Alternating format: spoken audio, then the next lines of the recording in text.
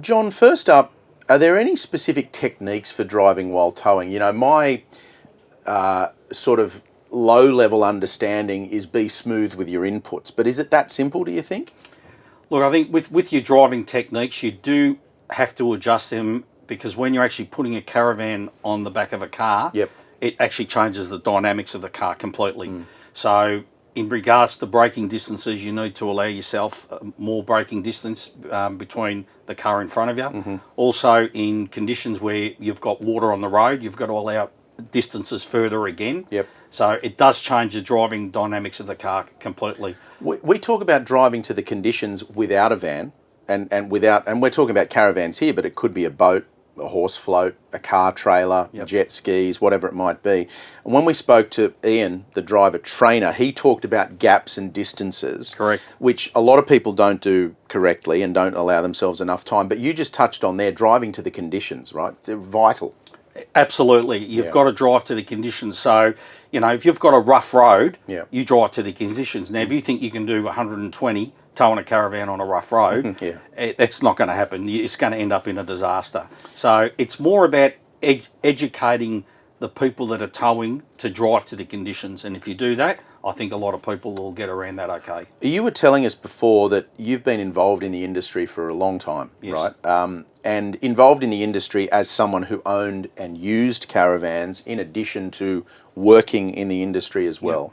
A lot of technology's changed over that time, but one thing that people ask a lot is fuel consumption, right? So is it fair to say that a modern vehicle now is obviously better than it's ever been, but can you give sort of a ballpark figure of where you should expect your fuel consumption to go? Okay, so if we look at a typical Land Cruiser, a Land Cruiser will probably do 12 to 13 litres per 100. Yep. Now, when you're towing a caravan, something like this, you're probably going to be 18 to 20 litres per 100. Right, okay. And again, it's all speed dependent. So what I found out through experience is that if you tow at 110 kilometres an hour, you're going to use a lot more fuel than towing at 90 kilometres an hour. Right. So it's finding that sweet spot in your speed, which will determine the best fuel efficiency of your car. And that's related to the weight of the van, the vehicle that you've got. You know, we joke amongst ourselves with old cars, they've got that sweet spot. Like if you're driving a car from the 60s or the 70s, it might hate 110, but it might like 95 to 100. Absolutely. Is it just getting a feel for it? Is it that Absolutely. simple? Well, I've got a Land Cruiser 100 series, an 02 model, and I know if I tow at 110, I'm chewing 28 litres 100. Right. But if I go to 90 kilometres an hour, 85, 90, that comes down to about 22 litres 100. So, you know, it depends on how quick you want to get there. You know, the way I look at it, if you're travelling, I want to enjoy the atmosphere. I want to suck it all in. No rush. There's no rush. Like, you know, you've got plenty of time. Enjoy the scenery. And you want to get there safely, and right? You want to get there safely. When you're driving on highways, which you're going to spend a lot of time doing when you're touring around Australia, a lot of people think about rain, road conditions, lighting, animals, things like that. One that sneaks up on you when you're towing a caravan, and it's ironic because outside today it's pretty windy, is wind, right? Absolutely. And it can sneak up on you because it affects what's happening behind your tow vehicle, doesn't it? Absolutely. So in a lot of situations around Australia, particularly mountain ranges and bridges, where there's a lot of wind, you'll see signs saying high winds. And to adjust your conditions, your driving conditions. Because what happens is the wind picks up the back of the caravan, and then once you get that swaying motion happening, it's like a pendulum, and then, it gets out of control. So again, windy conditions, you need to drive to the conditions. On that point there that you mentioned with the swaying, that's where the caravan is doing that behind the vehicle in front of you. Very simply, if you can feel it doing that while you're driving, what's the first thing that you should do? The first thing you should do is really take your foot off the accelerator. Don't panic. A lot of people, unfortunately, it all happens in a split second. They put their foot on the brake, and then within a second, it's all over. So again, it's more education. It's understanding. If I get into a swaying situation, what do I actually do to try and mitigate the van from swaying any further? And it's just to stay calm and just don't accelerate any further, and try and get the car back into control. And be smooth with your inputs. And smooth with input. No heavy accelerating, no heavy braking. because that's going to end up in a disaster. Is it fair to say that a modern trailer like we're sitting in now, and we joked off air, this is literally like a studio apartment in one of the big cities with wheels underneath it, and it really is. It's beautiful in here. Is it fair to say that a modern trailer like this that's hitched up to a modern vehicle, we've got a Ford Ranger, we've got an Amarok out there, dual cabs, hitched to a more modern vehicle, the anti-sway mitigation technology is better than it's ever been from both trailer and vehicle, isn't it? Oh, absolutely. And now that we've formed an alliance with Bosch, and we have a Bosch system installed in our caravan, which offers ABS on all four wheels, sway mitigation, and also lane assist. So it's basically if you suddenly change into another lane, which that can also cause swaying issues, the system can automatically adjust to that and bring the caravan back online. A lot of people watching will have heard Bosch, braking systems, engine management technology. A lot of people won't know that Bosch is involved at this level in caravans. Can you tell us a little bit more about that? It's obviously a development partnership, but it ultimately results in a safer end product, I would imagine. Correct, that's right. So Bosch has obviously been in the automotive industry for years, and now they've actually adopted that technology that's in the cars into our caravans and into our 15 and 16 inch wheels. So it works exactly the same as the car, enabling for a safe environment to tow your caravan in. Speaking of safe environments, what's a real simple piece of advice you could give to someone if they detect that there's something going wrong with the brakes or if a tyre blows out? Obviously, it's less of an issue if you've got dual wheels on each side and you lose a tyre. But if a tyre goes out, is it as simple as slow down, don't do anything crazy and just pull off to the side of the road as safely as you can? Correct, that's pretty much it. So it's not like you're going to blow a tyre and all of a sudden the van's going to roll. Sure. You'll notice that the tyre's gone, in particular with a single axle van because it's single axle. But again, don't panic, don't apply the brakes, just pull over to the side of the road and do your tyre repairs. On the subject of repairs, outside of what you would pack in your van to live out of it, is there one or two tips you can give a novice on a piece of equipment or some tools that you should carry with you at all times? You know, is it as simple as, do I take a hydraulic jack with me just in case I need to hold something up while I'm changing a tyre? Or is there anything? Look, I think what you should really take is, if you're going on a long trip, is a good toolkit that has all the appropriate tools to repair. For example, you're travelling around Australia, you could have a door that falls off your caravan. Right, okay. You need to have a screwdriver to screw your door back on.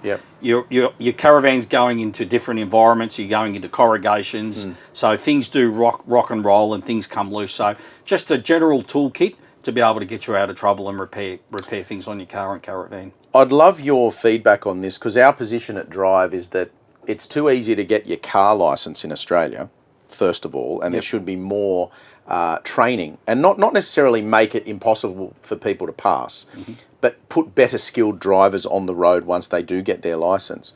There's no specific licences, certifications for towing a van or a horse float or a boat in Australia. Do you think there should be? Absolutely. When you're actually connecting a caravan to a car, you're changing the driving characteristics of the car. So again, you need further braking distances. You need to understand what happens when a caravan gets into a sway situation. You need to understand how to load your caravan as well, because that's important as well. So there should be a course that is developed where someone needs to do before you're actually towing a caravan. Because we've seen when you road test a new vehicle, these dual cabs we've got here, it'll say unbraked tow rating 750, and then let's say 3,500. It can be 3,000 or 32, whatever it is. 3,500 kilos is a fair bit of weight, right? Behind a car, absolutely. Yeah, to hitch up behind a dual cab. And if you're a novice and you don't understand that, it's going to affect it. There's no other weight dimensions or weight limits or anything. If a caravan is legally able to be sold in Australia, you can tow it behind a vehicle if the vehicle is rated to tow it. Is that right? Correct. When you're sitting in a van like this one here, and we joked about it a minute ago, it's a high-tech piece of equipment.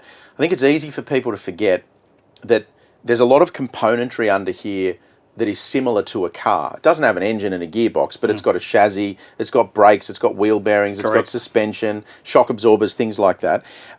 Generally speaking, you're not going to spend the amount of money that you've spent on this and then just not care about it. But how often should you be servicing something like this New Age Caravan? You should be servicing it as per the intervals in your user manual. Right. So you give that to the buyer? Yeah, so we give that to the buyer, and there'll be irregular intervals of when your caravan should be serviced. And in that period, they'll service the wheel bearings, they'll check the suspension, they'll check all the chassis components, they'll check internally in the van to make sure everything's okay. So that's very important. And follow that. Like we Absolutely. say with a car, don't drive at 5,000 k's or 2 years overdue. Get it in and do it. It needs to be serviced. Yes, absolutely. Is it as simple as looking online and finding a reputable training outlet in your local area if you're seeking out some more training? Because people are going to say, okay, I want to do some training. What do I do? Is it just that simple? It is. There are organisations out there that will actually do training for towing of caravans. So it's just a matter of getting online and finding that information. And we'd recommend that, again, regardless of whether it's a caravan or, you might have someone in the family that started driving a race car that you tow, or it could be a big boat, or you could have kids into horses. It's anything, really. It's handy to have as much skill as possible, regardless of what you're towing. Well, education, that's what it's all about. Yeah, sure. Absolutely. This is a particular one for me that I think is important, and I know we've spoken about this as well. When I was practicing to get my motorcycle license, or when we're teaching young people to drive, we often just go and find a big outdoor car park when the factory's not in operation, there's no one in it. Is it that easy as doing that when you've got a caravan? Just go and find somewhere like that and practice low speed stuff? So what I would suggest to first time caravanners is to find a car park that no one's in.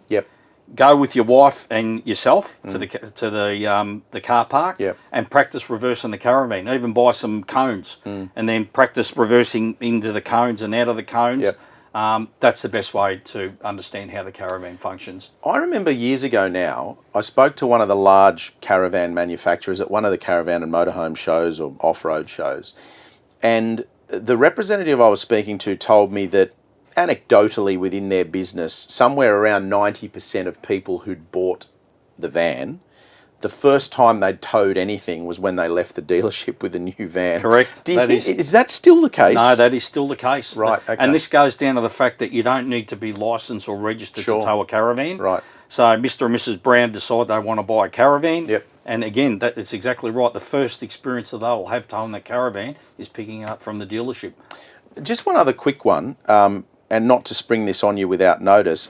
Is it important, if you've picked out, you're going to buy a New Age Caravan, you've gone to the dealer, you've spoken to them about your van, should you be talking to them about the tow vehicle that you've got? Because I've heard stories before that people turn up and buy a van like this and then come back 2 weeks later with a RAV4 or a CX-5 that's not rated to tow something this big. Is it important that you have that discussion? Yes, so normally what happens with the salespeople at our New Age dealerships, they'll actually ask the customer what type of vehicle that they're towing. So, for example, if the customer wants to buy an MR19, similar to the van that we're sitting in today, and they're towing it with a RAV4, the dealership staff member will tell them that they can't tow with it. Not going to work. It's not going to work. So, yes, that is something.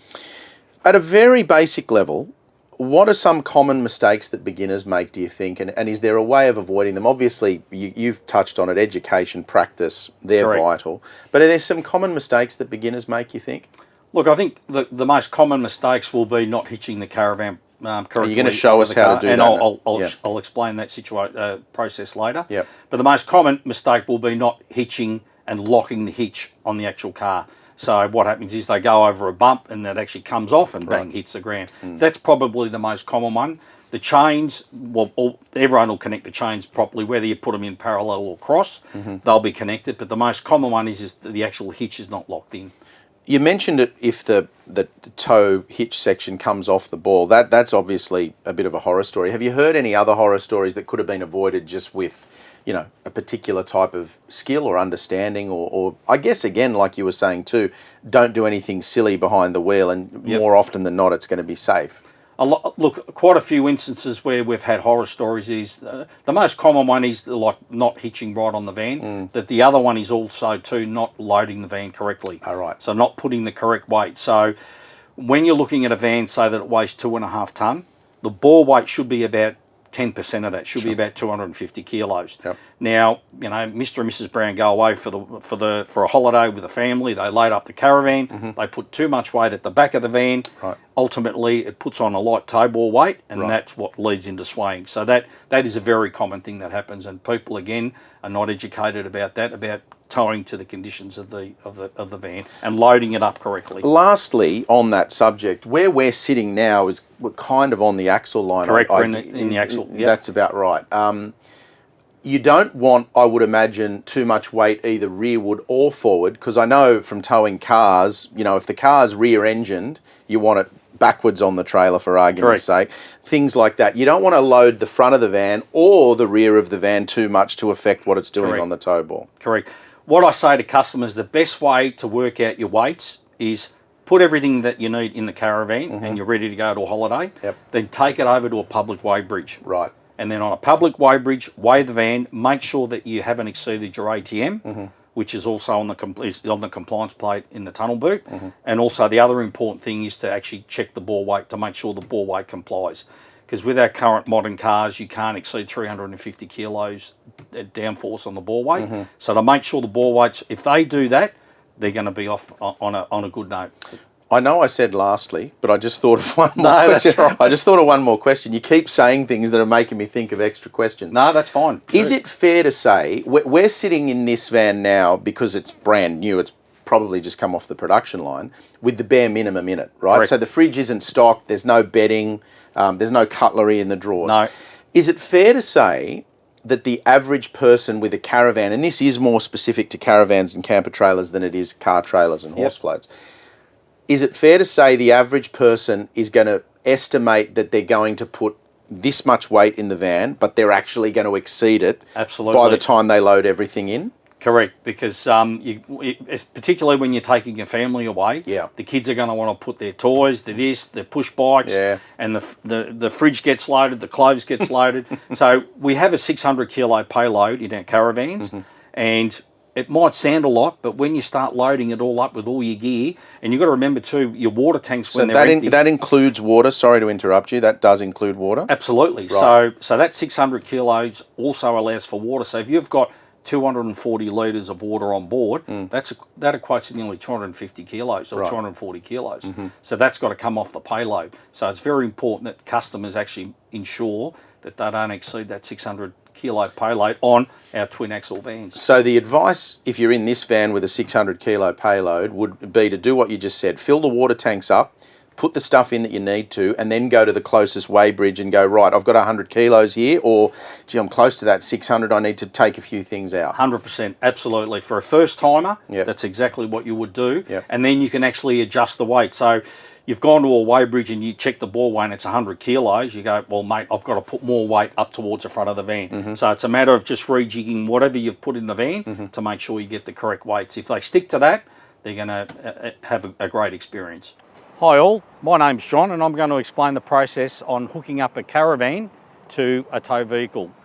The first thing that you need to do is back the car to the caravan and then line up the tow ball hitch with the actual hitch of the car. The second process then, once that's lined up, is to wind down the jockey wheel, which will lower the tow ball hitch onto the hitch on the car. Once that's done, you can then remove the jockey wheel. The next stage in the process is actually connecting up the chains to the tow vehicle, and you connect the chains up in a cross pattern. The next step is to actually then connect the actual trailer plug, and then the next stage will be the Anderson plug.